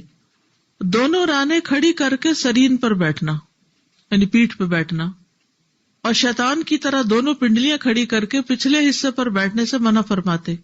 بعض لوگ اپنے بازو اپنے گھٹنوں کے اوپر باندھ کے تو پھر یعنی یہ بہت ریلیکسنگ پوزیشن ہے نا، تو ایسے نہیں نماز پڑھنی، ٹھیک ہے. اور خطبہ بھی ایسے نہیں سننا. کچھ لوگ جمعے کو اس طرح بیٹھ کے خطبہ سن رہے ہوتے ہیں، اس کو شیطان کی طرح بیٹھنا کہا گیا ہے. نہ نماز میں ایسے بیٹھنا ہے اور نہ ہی خطبے میں. بائیں ہاتھ سے ٹیک لگا کے بیٹھنے کی ممانعت. ابن عمر رضی اللہ عنہما سے مرفوع ہے، آپ نے فرمایا کوئی آدمی نماز میں اس طرح بیٹھے کہ وہ بائیں ہاتھ پر ٹیک لگائے ہوئے ہو. ابن عمر نے ایک شخص کو دیکھا وہ نماز میں بیٹھے ہوئے اپنے بائیں ہاتھ کا سہارا لیے ہوئے تھا، بھاری ہوگا یا کچھ، یعنی زمین پہ رکھے ہوئے تھا. ہارون بن زید نے کہا کہ وہ اپنی بائیں جانب پر گرا ہوا تھا، یعنی پورا بوجھ اس نے بائیں طرف ڈالا ہوتا، یوں کر کے ہاتھ کے سہارے سے بیٹھا ہوا تھا. پھر دونوں راوی ان الفاظ متفق ہیں. تو ابن عمر رضی اللہ عنہما نے اس سے کہا ایسے مت بیٹھو، اس طرح وہ لوگ بیٹھتے ہیں جنہیں عذاب دیا جائے گا، یعنی نماز میں اس طرح مت بیٹھو. اور ویسے بھی عام حالات میں بھی اکڑ کے اس طرح پیچھے کو ہاتھ کر کے یوں کر کے بیٹھنا جو ہے یہ پسندیدہ پوزیشن نہیں ہے. پسندیدہ کیا ہے؟ جیسے نماز میں ہم بیٹھتے ہیں یا پھر 4 زانوں بیٹھ جائیں، 2 زانوں بیٹھ جائیں. خطبے کے دوران بھی اس طرح کر کے نہ بیٹھے. بیمار ہے کوئی شخص، کوئی تکلیف ہے، وہ اور بات ہے. اس میں تو وہ میں نے آپ کو ایک قاعدہ بتایا تھا، الضرورات تبیح المحظورات. تشہد کی دعائیں، التحیات للہ، التحیات کی اہمیت، نبی صلی اللہ علیہ وسلم پر سلام بھیجنے کی اہمیت. قرآن مجید میں آتا ہے ان اللہ وملائکتہ یصلون علی النبی یا ایھا الذین آمنوا صلوا علیہ وسلموا تسلیما. بے شک اللہ اور اس کے فرشتے نبی پر صلاۃ بھیجتے ہیں. اے لوگو جو ایمان لائے ہو ان پر صلاۃ و سلام بھیجو. خوب سلام بھیجنا. اور اس کو نماز کا حصہ بنا دیا گیا. نبی صلی اللہ علیہ وسلم پر سلام بھیجنے والے کو سلامتی ملنا. عبد الرحمن بن عوف سے مروی ہے، کہتے ہیں کہ ایک مرتبہ رسول اللہ صلی اللہ علیہ وسلم باہر نکلے اور اپنے صدقے کی کسی زمین کی طرف رخ کیا، پھر اس میں داخل ہو گئے. وہاں آپ قبلہ رخ ہو کر سجدے میں گر گئے اور اتنا طویل سجدہ کیا کہ مجھے اندیشہ ہونے لگا کہ اللہ عز و جل نے آپ کی روح قبض کر لی ہے. یعنی مجھے یوں لگا جیسے آپ فوت ہو گئے ہو، اب اس لیے نہیں اٹھ رہے. میں دیکھنے کے لیے آپ کے قریب ہوا اور بیٹھ گیا تو آپ نے اپنا سر اٹھا کر فرمایا کون ہے؟ میں نے عرض کیا عبد الرحمن ہوں. آپ نے فرمایا کیا ہوا؟ میں نے کہا اللہ کے رسول آپ نے ایسا سجدہ کیا کہ مجھے اندیشہ ہونے لگا کہ اللہ عز و جل نے اس میں آپ کی روح قبض کر لی ہے. اس پر آپ نے فرمایا جبریل علیہ السلام میرے پاس آئے اور انہوں نے مجھے خوشخبری دی کہ بے شک اللہ عز و جل فرماتے ہیں کہ جو شخص آپ پر درود بھیجے گا میں اس پر اپنی رحمت نازل کروں گا. جو آپ پر درود بھیجے گا میں اس پر اپنی رحمت نازل کروں گا، اور جو شخص آپ پر سلام بھیجے گا میں اسے سلامتی دوں گا. سبحان اللہ. اس پر میں نے اللہ عز و جل کے لیے سجدہ شکر ادا کیا ہے. اور اتنا لمبا سجدہ. فرشتوں کا آپ تک کہنے والے کی طرف سے سلام پہنچانا. رسول اللہ صلی اللہ علیہ وسلم نے فرمایا زمین میں اللہ کے کچھ فرشتے گھومتے پھرتے رہتے ہیں اور میری امت کا سلام مجھے پہنچاتے ہیں.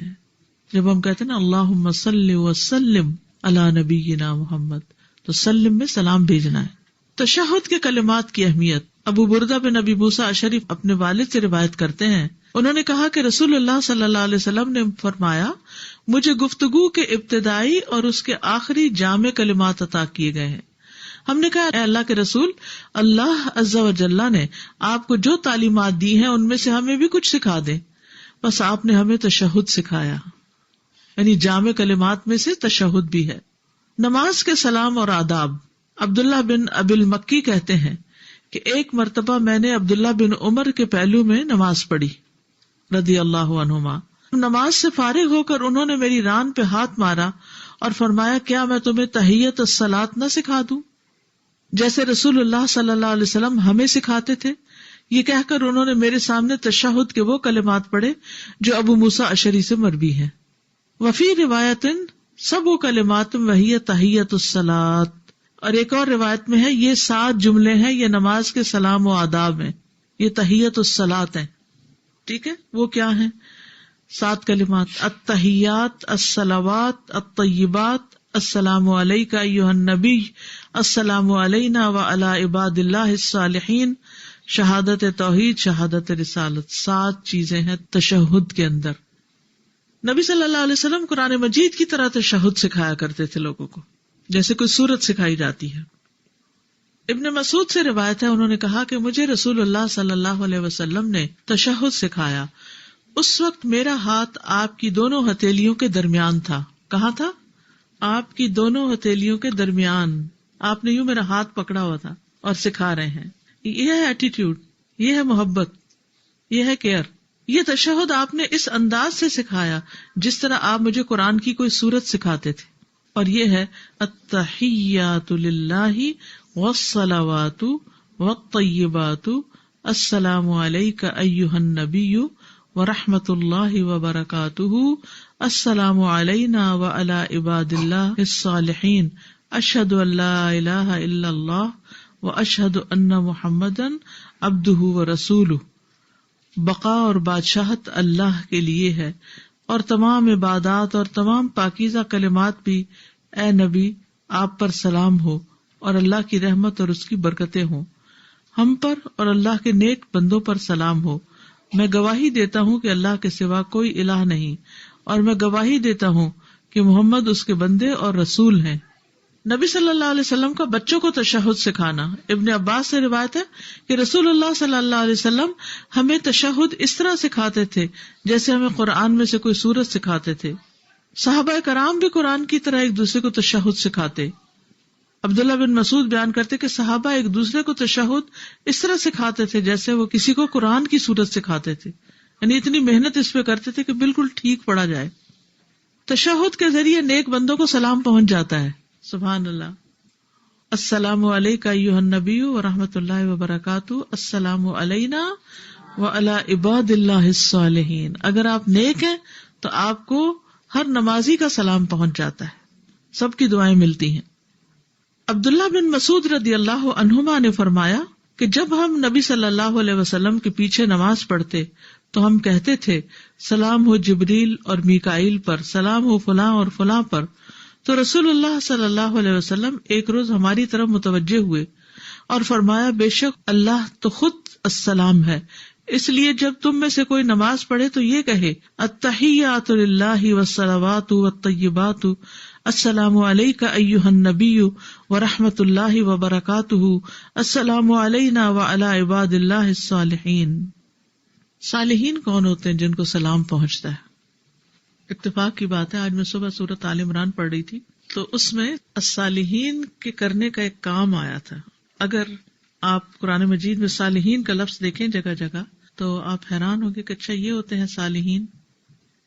آل عمران کی 114 آیت ہے، اللہ تعالیٰ فرماتے ہیں یؤمنون باللہ والیوم الآخر ویأمرون بالمعروف وینہون عن المنکر، نیکی کا حکم دیتے ہیں اور برائی سے روکتے ہیں۔ ویسارعون فی الخیرات، نیکیوں میں دوڑ لگاتے ہیں، جلدی کرتے ہیں۔ وَأُولَئِكَ مِنَ الصَّالِحِينَ، یہ صالحین میں سے ہیں۔ تو یہ کام کرتے ہیں آپ، کوشش کرتے رہیے اور زیادہ کیجیے۔ کچھ لوگ بڑے اعتراض کرتے ہیں، کہتے ہیں ہم نماز پڑھ رہے ہیں، روزہ رکھ رہے ہیں، ذکر اذکار کرتے ہیں، صدقہ خیرات کرتے ہیں تو کافی نہیں، آپ ہمیں اور کیا سکھانا چاہتی ہیں، اور کیا کریں ہم؟ اور یہ جو آپ نے کہا ہے کہ عورتیں بھی تعلیم دیں اور سیکھیں اور سکھائیں، اور یہ کہاں لکھا ہوا ہے؟ ایمان کے ساتھ، نماز روزے صدقہ خیرات کے ساتھ امر بالمعروف اور نہی عن المنکر، مردوں کے ساتھ عورتوں کی ذمہ داری بھی۔ سورۃ التوبہ پڑھ کے دیکھ لیجیے، والمؤمنون والمؤمنات بعضهم اولیاء بعض یأمرون بالمعروف وینہون عن المنکر۔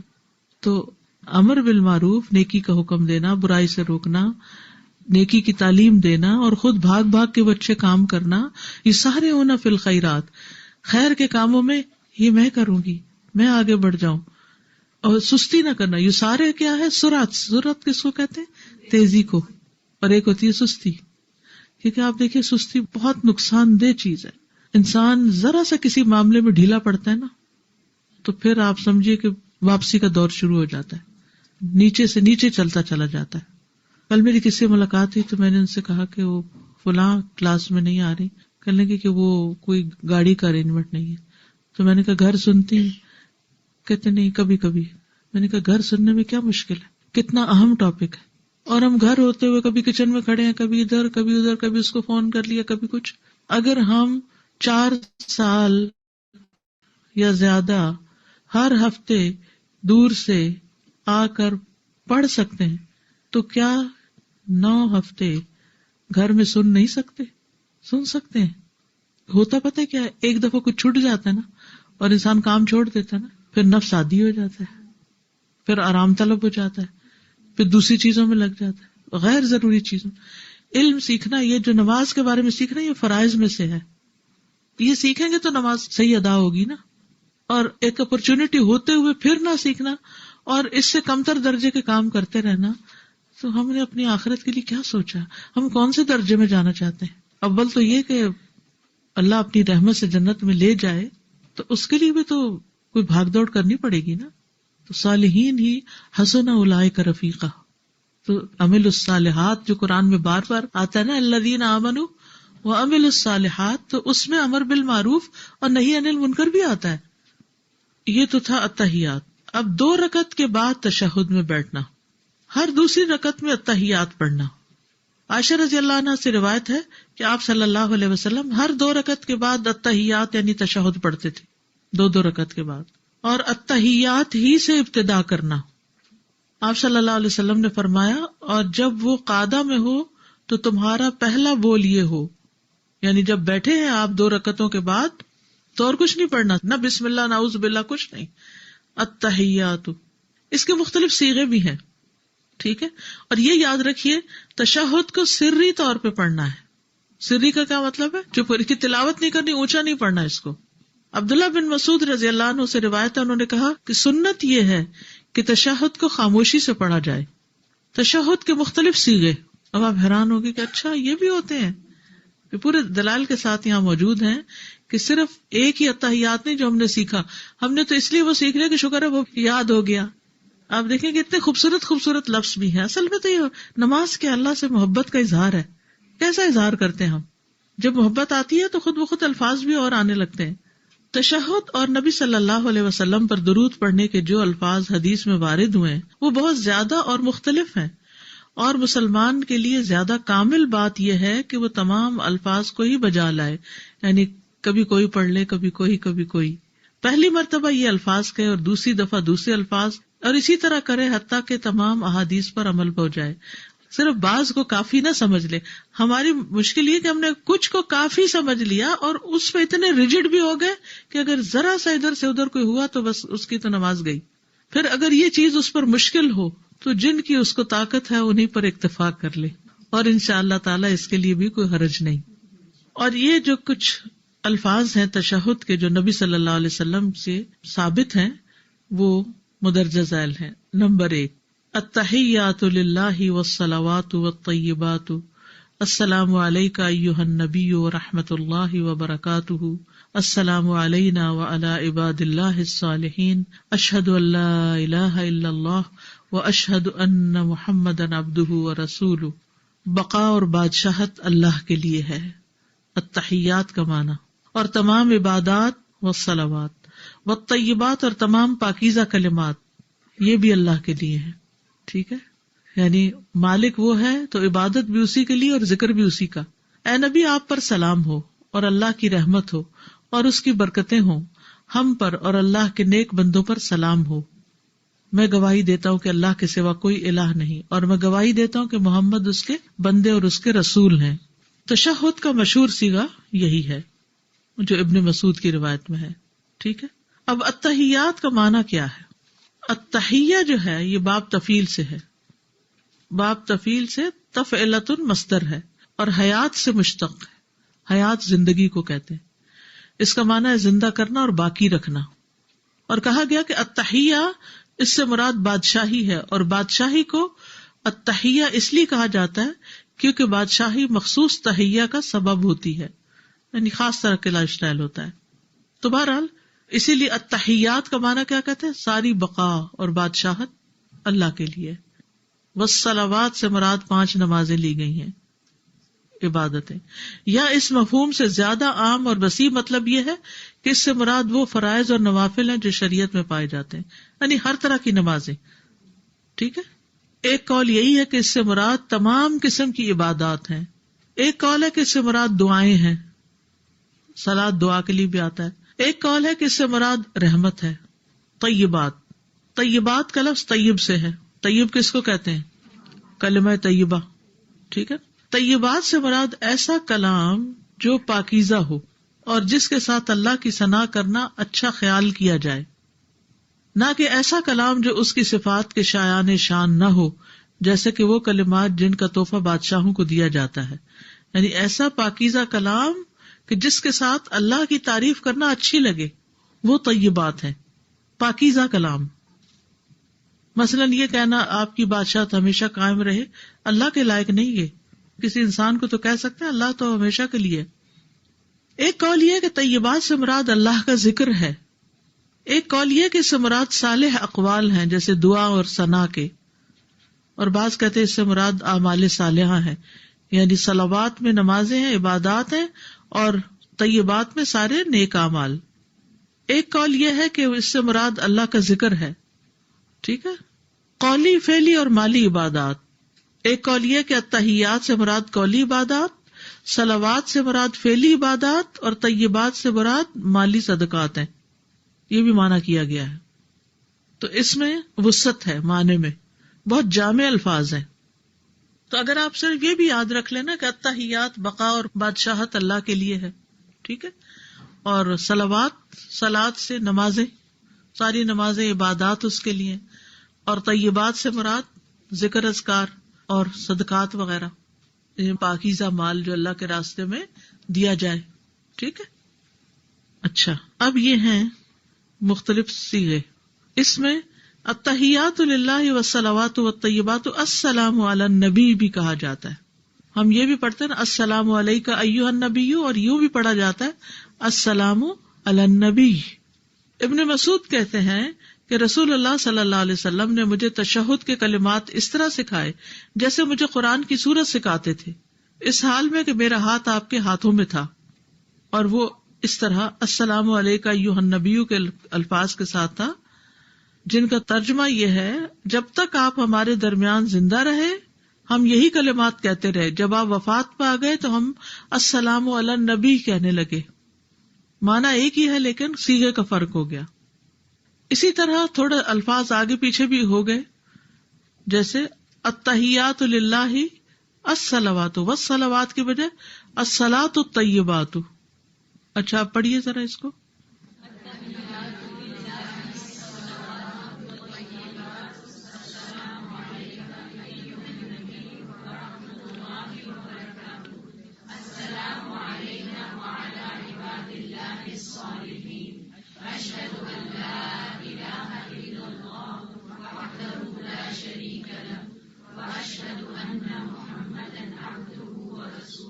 ٹھیک ہے. ابن عمر نے یہ کلمات بتائے ہیں، التحیات للہ الصلوات الطیبات السلام علیک ایھا النبی ورحمۃ اللہ وبرکاتہ. انہوں نے برکاتہ کا اضافہ کیا ہے، ٹھیک ہے. ابن عمر کا یہ کہنا وبرکاتہ اور وحدہ لا شریک لہ کا میری طرف سے اضافہ ہے. تو یہ دونوں الفاظ دوسری روایات میں نبی صلی اللہ علیہ وسلم سے مرفوعاً ثابت ہیں، یعنی جس کا مطلب یہ ہے کہ ابن عمر کے یہ الفاظ جو ہیں یہ نبی صلی اللہ علیہ وسلم ہی سے آئے ہیں. یہ پڑھیے نمبر 5.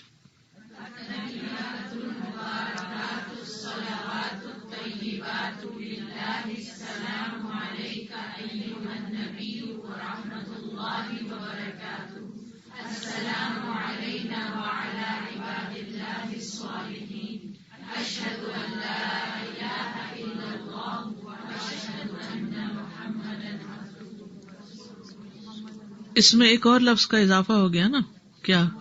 المبارکات. اس کی دلیل کیا ہے؟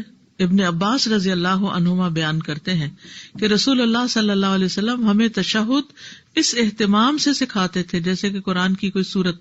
پس آپ فرماتے تھے ابن عباس کی روایت میں التحیات المبارکات الصلوات الطیبات. 4 لفظ ہو گئے اس میں، ٹھیک ہے. مبارکات کا معنی کیا ہے؟ برکت کی جمع ہے جس کا معنی خیر کثیر. نمبر 6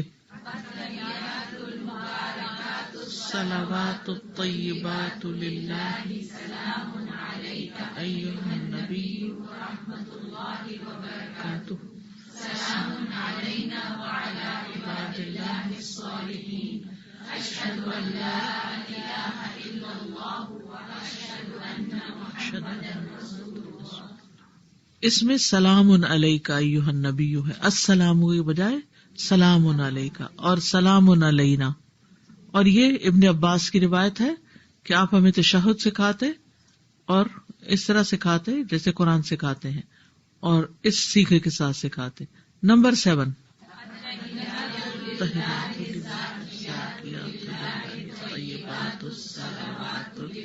السلام علیک ایھا النبی ورحمۃ اللہ وبرکاتہ السلام علینا وعلی عباد اللہ الصالحین اشہد ان لا الہ الا اللہ واشہد ان محمدا عبدہ ورسولہ. تو الزاکیات کے الفاظ آ گئے ہیں، المبارکات الزاکیات. عبد الرحمن بن عبد القارئ سے مروی ہے کہ انہوں نے عمر بن خطاب رضی اللہ عنہ سے سنا اس حال میں کہ آپ ممبر پر لوگوں کو تشہد سکھا رہے تھے. آپ کہہ رہے تھے تم سب کہا کرو التحیات للہ الزاکیات للہ الطیبات الصلاۃ للہ السلام علیک ایھا النبی ورحمۃ اللہ وبرکاتہ السلام علینا وعلی عباد اللہ الصالحین اشہد ان لا الہ الا اللہ واشہد ان محمدا عبدہ ورسولہ. الزاکیات سے مراد نیک اعمال، یعنی ہمارے اعمال صالحہ سب اللہ کے لیے ہیں. نمبر 8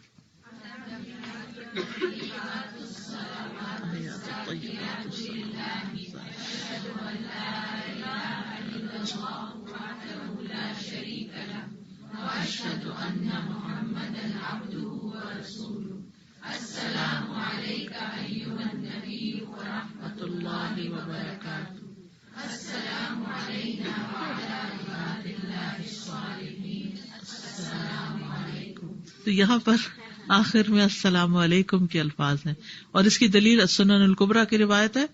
نبی صلی اللہ علیہ وسلم کی زوجہ عائشہ رضی اللہ تعالی عنہا سے روایت ہے کہ جب وہ تشہد میں بیٹھتی تھی تو یہ الفاظ کہتی تھی، ٹھیک ہے، اور اس کے آخر میں السلام علیکم کہتی. الحمدللہ ہمارا آج کا لیسن مکمل ہوا. آپ لوگوں کے پاس جتنے بھی کوئی اگر سوال وغیرہ ہیں تو انشاءاللہ آپ لوگ اپنے پاس نوٹ ڈاؤن کر لیں. سبین آپ کے ساتھ نیکسٹ ویک جو ہے وہ نیکسٹ کلاس میں جو ہے وہ انشاءاللہ ڈسکشن کر لیں گے. آئی ہوپ آپ سب نے اچھے اچھے نوٹس بنائے ہوں گے اور بہت ساری نئی چیزیں سیکھنے کو ملی. الحمدللہ اللہ سبحانہ تعالیٰ ہم سب کو توفیق دے کہ ہم ان پہ عمل بھی کر سکیں. اللہ تعالیٰ ہمارے حافظے کو بھی اتنا مضبوط بنا دے کہ ہمیں یہ چیزیں یاد بھی رہیں اور پھر ہم خود بھی سیکھیں، عمل کریں اور پھر دوسروں کو بھی سکھائیں. اور سب سے بڑی بات جو وہ یہ کہ حکمت کے ساتھ، اچھے الفاظ کے ساتھ، پیار کے ساتھ، محبت کے ساتھ اور خیر خواہی کے جذبے کے ساتھ. ادروائز اگر ہم صرف یہ سمجھ کے نا کہ چونکہ مجھے آ گیا تو اب سب کو آ جائے، تو اگر ہم تھوپنے کی کوشش کریں گے نا دوسروں پہ تو پھر اس کا نہ ہمیں فائدہ ہوگا نہ ان کو فائدہ ہوگا، کیونکہ اس سے پھر جو ہے وہ خیر لینا لوگ چھوڑ دیتے ہیں. اور بے شک اگر ہمارے پاس خزانہ بھی ہو لیکن اگر ہمارے پاس حکمت نہیں ہے، ہمارے پاس اچھے الفاظ نہیں ہیں اور اچھا طریقہ ہمیں نہیں آتا تو پھر اس خزانے کا کسی کو کوئی فائدہ نہیں ہوگا.